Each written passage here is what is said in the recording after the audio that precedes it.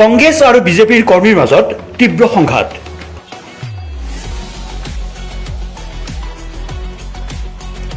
চামগুৰি সমষ্টিৰ গৰাজান উন্নয়ন খণ্ডৰ সন্মুখত উত্তপ্ত পৰিস্থিতি।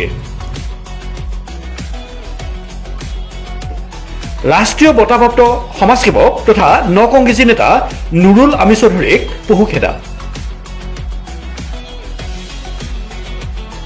উন্নয়ন খণ্ডৰ সন্মুখত নুৰুল আমিন চৌধুৰী উপস্থিত হৈ উচতনিমূলক মন্তব্য দিয়াৰ অভিযোগত উত্তেজিত হয় বিজেপি কৰ্মী। অৱশেষত পলাই পত্ৰম দিয়ে দল বাগৰা নেতা তথা নকংগ্ৰেছী নুৰুল আমিন চৌধুৰী।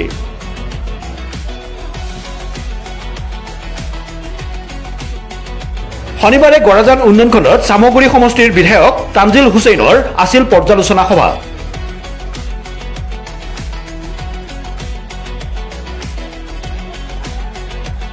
সভা অনুষ্ঠিত হোৱাৰ পূৰ্বে উত্তপ্ত গৰাজান উন্নয়ন খণ্ডৰ সন্মুখভাগ। বাধ্যত পৰি বাতিল কৰে বিধায়কৰ সভা।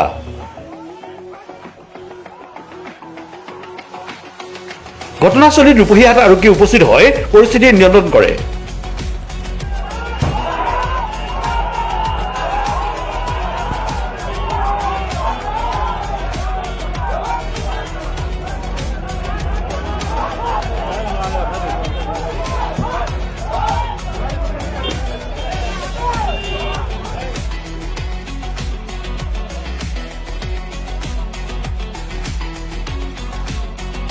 কালি এজিপি কালি বিজেপি তাৰ পিছদিনাখন আকৌ কংগ্ৰেছ।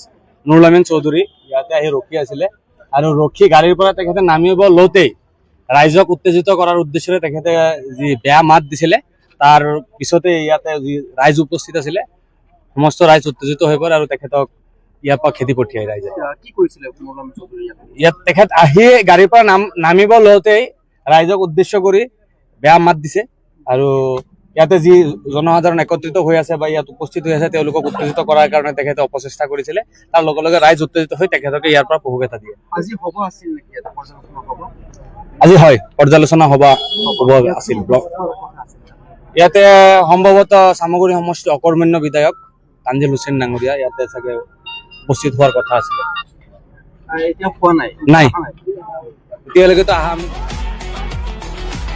নাজিমুদ্দিনৰ সহযোগত ষ্টাফ ৰিপৰ্টাৰ কৌশিক দে ৰিপৰ্ট ইনফৰমেশ্যন নিউজ।